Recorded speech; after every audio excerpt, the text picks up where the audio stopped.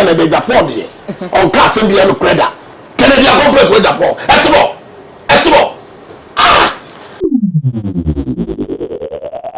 Obahin bebre ano poku are no ma wa no asante kotoko no so ne ebedi akon aboabo ho etuo ne to na sakra abo ankwa ye de etiri beto ho asem no frititio efrititio nim fa Bawumia ho ene obuo a owoma enipa die nim fa Bawumia ho ene se asantemawura ye ka kum asantema woni wura e ye 2472 o se ne ba ene Bawumia na watete no prekope enti samiti asantememu na santemawura na 2472 akrapia o na se wo se ne ba ne Bawumia na yewura ye kai pa se Bawumia ma mi free mu na asante ko ho na okoka se eya ni ya se Bawumia ma me ntwenye hu ni baba Bawumia dache sabre na asante mero 2472 na onkwaso e ka se no Bawumia e vice president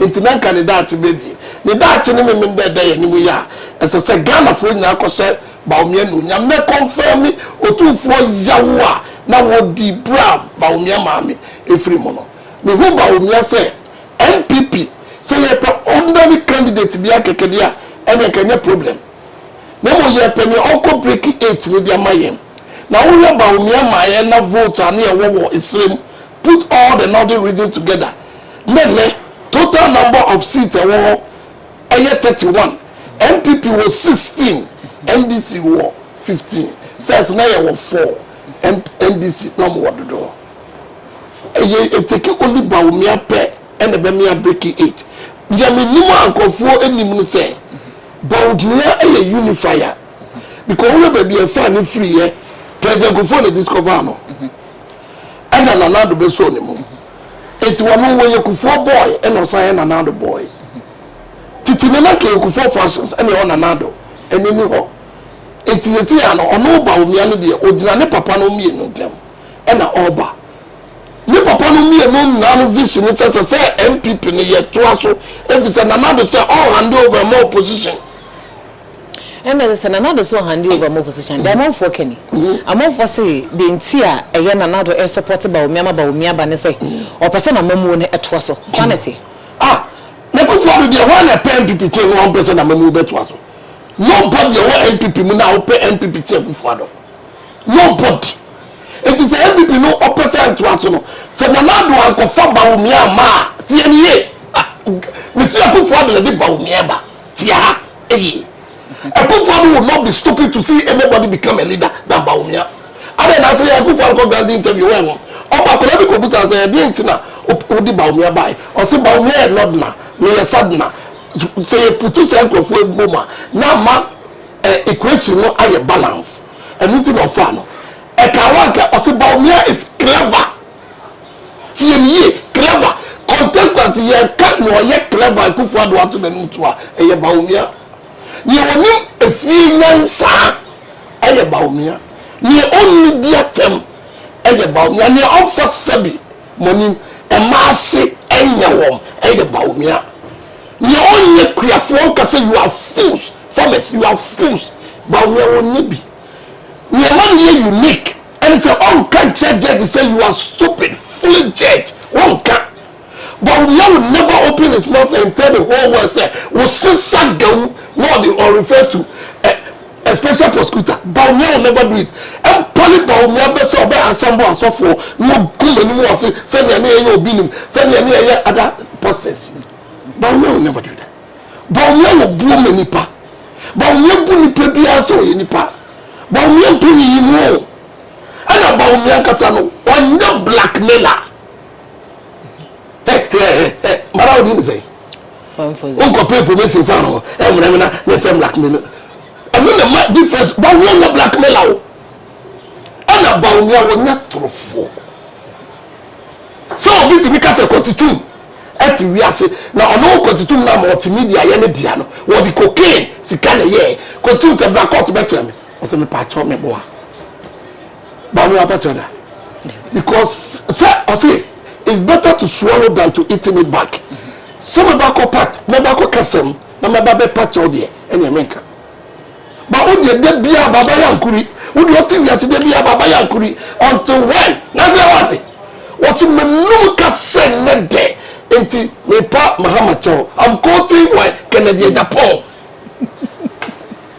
was menum asem de na me for say no ha Kennedy na me wiase na say a greater crown regional minister and recorded say that you crazy friend crazy and not abodam and so Ken said na down for baako paper no penasem your friend Alfred ona ya MP wo baby ani it's not down for pan it's not down for pan na down for no Alfred baby ani delegate akatro mo say mo omo to maken ana delegate ngu sansa de o se Kennedy Agyapong na nuwo sem bon na nuwo sem nye de I'm quoting Kennedy Agyapong oboa me boa na de obe wiase obi atage o na no crowd ye me kote ye mare ho ma obi anti aba ma candidate we free Jubilee House Kennedy Agyapong nton e wa asefra yate ma obi aso to aba ma obi a bi ni treso obi aso nye obi aso to aba ma obi a bi ni treso he na ye kese na adentina eye member of parliament ministers of state MMDCs omunyi na atwa mo support e de ma Bawumia bo she bi akoso anase ehye amanfo bo say eye Bawumia ba omunyi be retain no position anase dinti ena woni na support no sa na yete no omunyi na support no amawe asofo na support Bawumia ayefo na mako otu for me mo ni din waboni din me etwe na ba for tieto so me support Bawumia asofo na Pentecost asofo na obi support Bawumia o kwa de o de akọ politicians na no mabusuma egu sa o na support Bawumia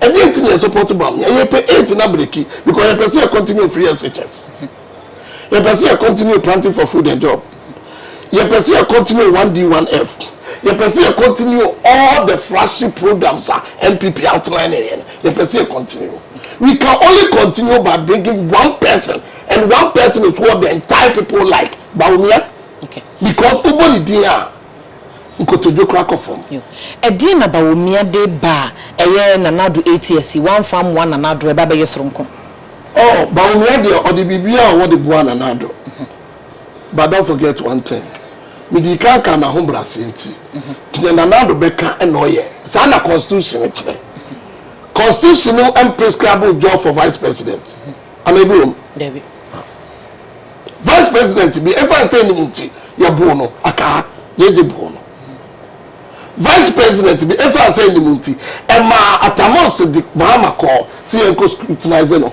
for ni niam bi na nadu ammo Bawumia wa ma ye scrutinize no me grooming no and that's the difference na nadu grooming Bawumia it will let them know Supreme Court you and I were not there quadruple pink shit he was under scrutinized in order to groom him for the future what I say you know public lectures are not Bawumia ma na do atwe no na wo grooming no Akufo-Addo were grooming a lot of people in MPP now women now very successful the only person I can mention and JFK General Secretary na do mechanics come out surgical law school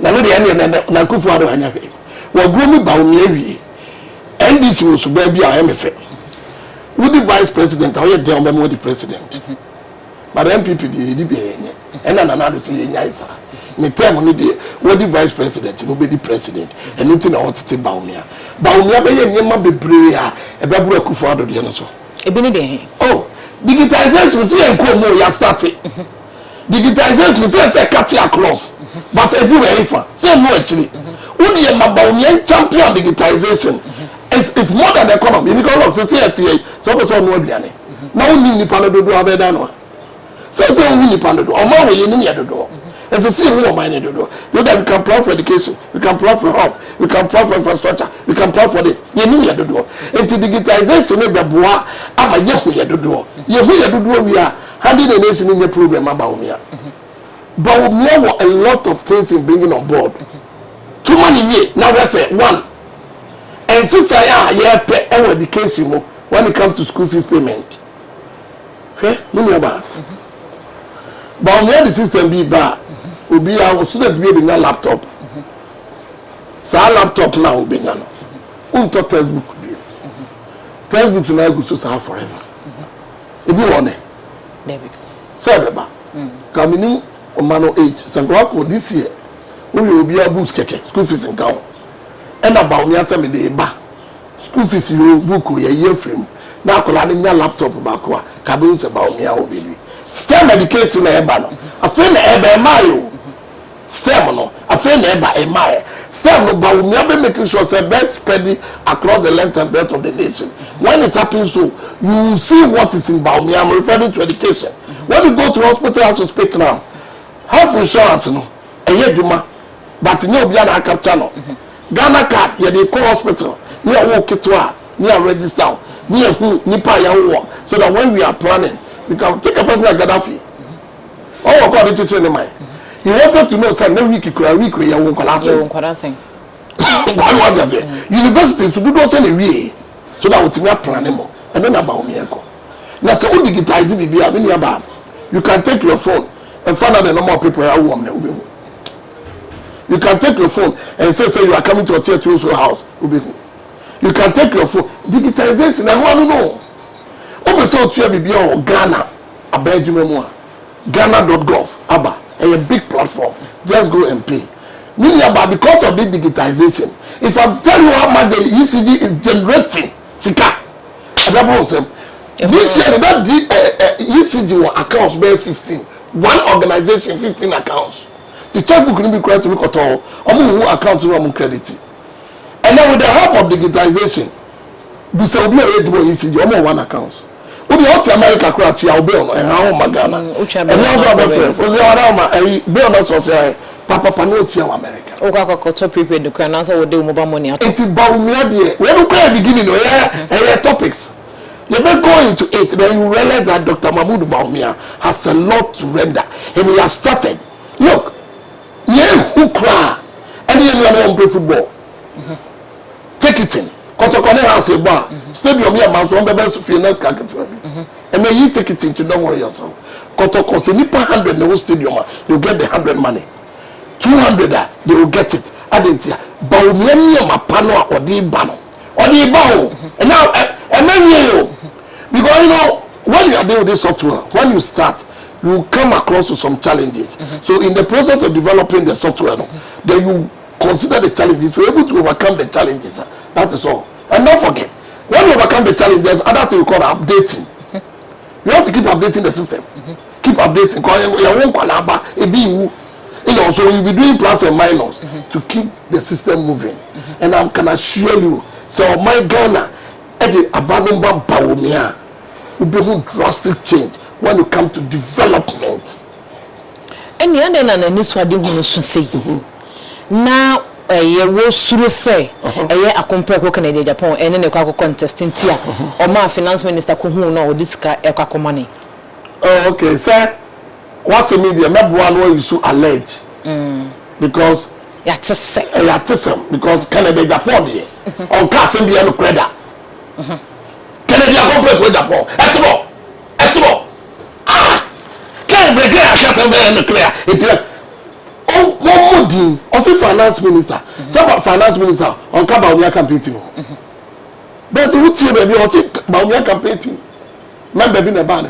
And that's how work. It's where the body say a finance minister. And the ban in China it's not say. So the government approved launch the finance minister to explain to the whole world that yes indeed I went to Canada, Japan and I spoke on behalf of because yet Ghana and a former minister of state.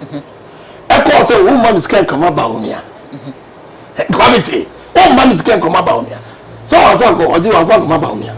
Eba. No general tenants. Cause in 30 or call Dubai. One go say one man permission button. Who be who me ameye. Echo. Inti say some now or no say Kennedy say get the legal implication in all this issue.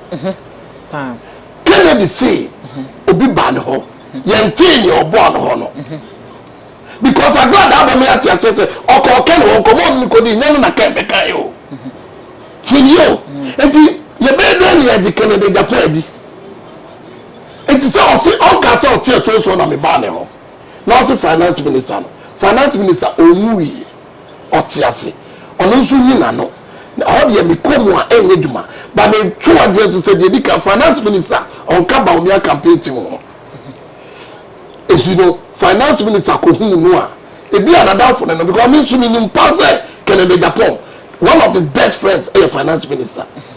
It is a finance minister no ko di nkomo dia me for the purposes of law let me extricate myself from it because can assembly different oko can ya na be catch the Ghana for say cause to my multimedia ni dia or the cocaine scan here after the only lawyer's friend no o say o pa chawo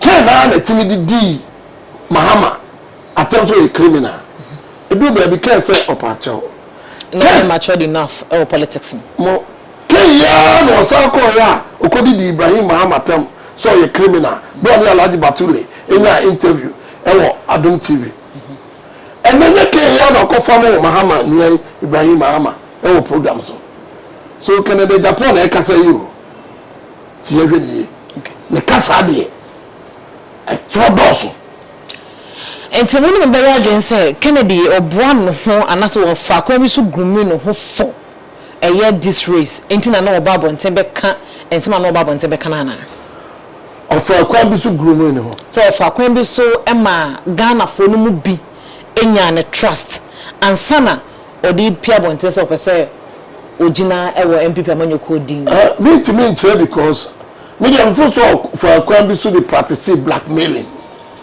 they say no yen one two no ni kwa nan de that is it first of all betno na osikwa nan wa pamo no efize na odidi Bawumia tem sana kan me wi asete sanu kan enso ne utimi listing tafo a na do ama mo post e ka se mayento ma pepeni na me dia obi a na obi ntimi nka e na meka na yekoto aba yebeko na mpepe fo nko na o buy lo papers so second kan se waboa MPP amanyoko ni na mo yenso so yate se eye Ministry of Transport abansha da create edema Kennedy na Kennedy de ono na kola sani ate no kwaku asiama no kwaku asiama no ono de onye deputy minister for sports na na do by 2017 no and he appointed no as a transport minister up to date na no wo kasa eye ken na kola no no mum de na be she ministry ho no ma ono no ye adwuma in the name of Kennedy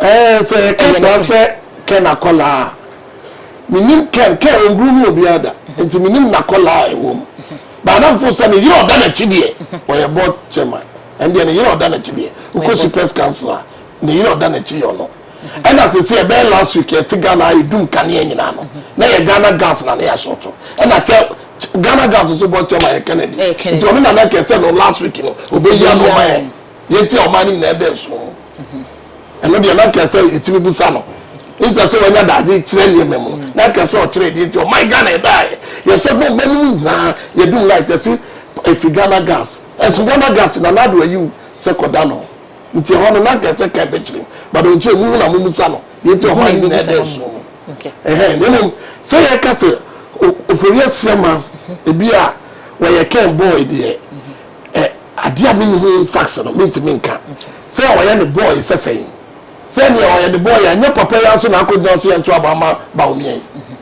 Into a bed and the boy. So that's it. On one I no Canada Japan there. So ni. Or more dear, not or dear tuga. But because a parliament and I have four, you are stupid. Some baby or Becca. Actually not so boy. It is how or bet meeting them in senses to say Canada Japan boy me.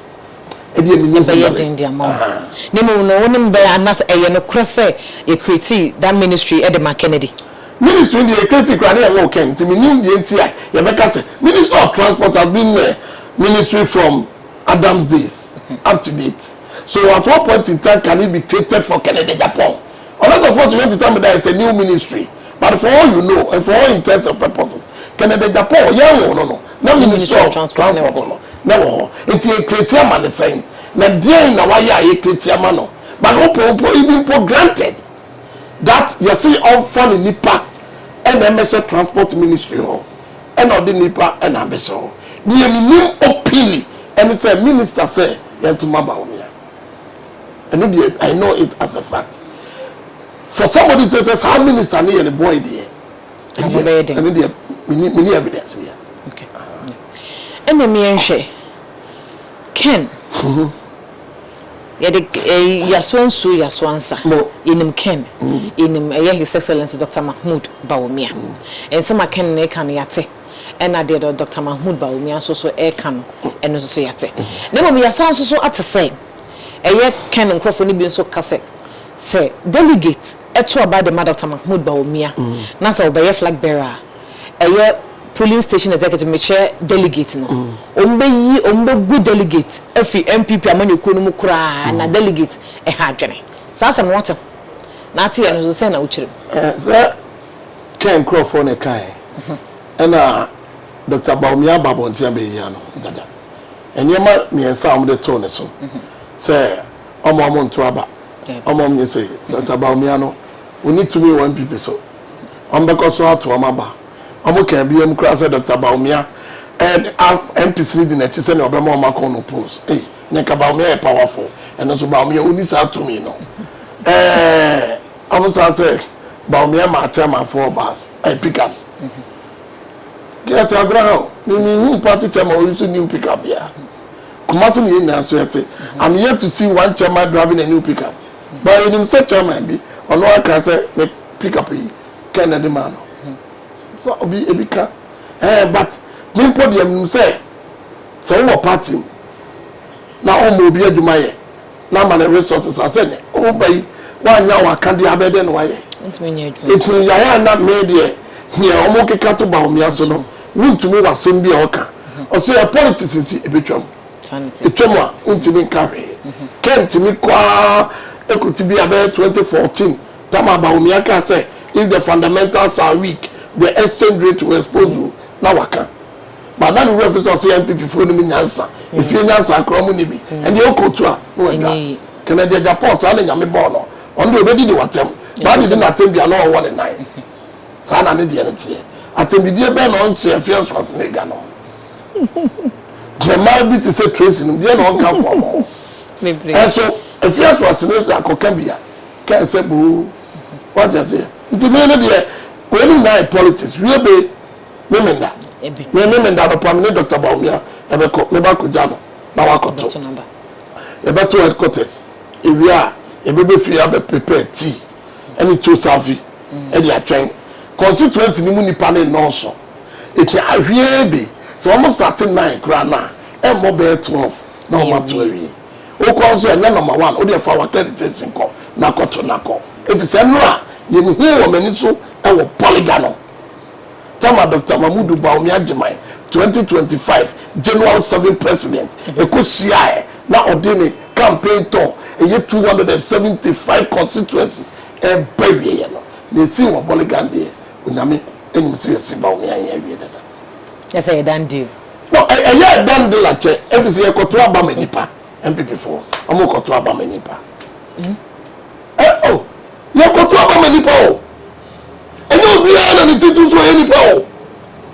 dey be it sebi we show be no aboda ma o kan kire nipa o wadaro ma o ana da kire ma no kwa ma o koto aba ye ko yi nipa na be hu nipa Ghana fo atu so na Dr. Mahmoud ba ye koto aba me nipa ne really ye beda sepa ne enchema hodro wo de amaye ene me ma ne ye nhuni ye no ma ye hu ne nyina and into fourth ne de Bawumia na eko fourth ne de God has appointed Bawumia already fourth ne ye date identity na God de he has tama Nyankopon cars and I used to say I'll finish na ye wie Bawumia bato no ye wie by date ye de better na ye on the 4th about ye okay into say Bawumia ni so ade hu no ne ye soronko free na nado so de kwa na nado de na ni so ade hu nko Bawumia ani so ade hu nko ba isa say Bawumia ni nanado ne bom nti na ni so ade hu bebre e ba be continuation of what Nanado is doing example see about 12 years just see you know digitalization starting area bi nko bi ase bi beko digitization process area bi ebi nko bi ase bi be ko ya ba na passport office senate sa DVL senate sa and say enyama ba and DVL your system of driver's license ebi 30 minutes ebi 10 days ebi 3 months everything na 3 months it is system change enya me wanwa say ebi digitization no eba be say ebi kura ebi timi enya 5 minutes driver's license because just a matter of producing your information near testing near the amount. Okay. Now, okay, say I done the demand Dr. Mahmoud Bawumia. Opinion polls are holding a when in so my wait a Kennedy a compare with Agyapong. Or Momo dear no Osha a ding. I renew a ben a shower more and who the year a yes our opinion polls and Anna there was also they can. Opinion polls almost ready ma candidate to Buadia and Umwadi. Said we'll be in November 4th. But opinion polls over to me and your own Wadi, own Bunipa, own Felipa Nebi, a Binican, no opinion pool. And your Benjamin will Buadia opinion pool. Are you getting the point? No more somebody to away there in the media. So be able to catch us Kenny Yabia. Can own so worry. Into Canary. Let me on one, to all one in there for me. It's what you can who so worry, and Canada Agyapong. And you want to sit or did you delegate for me? Party or castle finance are not the party men. What are not the MPP for? Party one who saw a member, a MPP for. The party now one year woman. And you say no party no finance, no finance, the only finance happening. Is that the logic? Party for now, answer no more Jimmy or Yasa or Ghanaian woman. Party for me, Kwakosia, the only Koyom penny. But in case I don't go school, so I'm on a graduate. It's a candy. On what I mean that we do know. Worry means that when the enemy by South Kenya, second, they are complex with Japan. When the enemy. Into free, so or you really not how join it, Alana, a bayon. I'm also independent, a bayon. Canada Japan. Say Ben one was all independent. And that's all join it, a Alan, a bayon. You know what Ben is saying? I was also independent candidate now, and I can't record the normal 2 independent candidates. You know what I say? 2016, Ghana for Kotuaba. Now you need national chairman. MPP Kotuaba, nearly general secretary. MPP Kotuaba, nearly first vice. Canada Agyapong, you are 2 about Ghana. Nibusao. And then you constituency pay. Alan, you are 2 about Ghana Hada. But you could national chairman Kotuaba Tamale. Or we need. Or look like a memoir. 2016 we general secretary and your coalition go win here. And you will be open here. And you know America. And you know Nakopako. And then you walk. Kennedy Pound, laugh like a cow. As I see radio say Quebec want to the friend abroad party. So MPP for and 20 former national executive no better party, the friend abroad. Keep our own Asaniato. Because party ni kura breaking in the Japan. Me, my breaking in the Japan. Because party ni na be sisi ababa mayo. Ukuro mu kwai. Party papa siswa ebuwa obeye. Unkola omuko school dey be medal. Na se results aba na omu amebe na obi so ye free work. Me dey mepe. Di Kennedy compre ko Japan dey. Se na obekwa baba na wo. Baba na wo. Because see, you kwa person ko opposition kaya akada. Kodina nani mo o Medina wakache wiase na say 2024 election dey lose the 2022 till here it 2024 na lose so dey o kan ni na be o ti ya lose and if we election be like 2024 ya no ya lose na dada ken o ti ya lose na dada every go your campaign hypocrisy in the highest order inconsistency person like Canada Agyapong o ti ya lose and there. But you went ahead and paid for filing fee. My goodness. Filing fee of Alandu 2022. Ejano anwa so we dey he dey odi jay kwan kra na we said that ejano anwa so na yefa ensure so. Ya me di ja Ghana for you na say. Dr. Mahmoud Bawumia Jimai. Ayo tu for ba as say dudu no a friend no.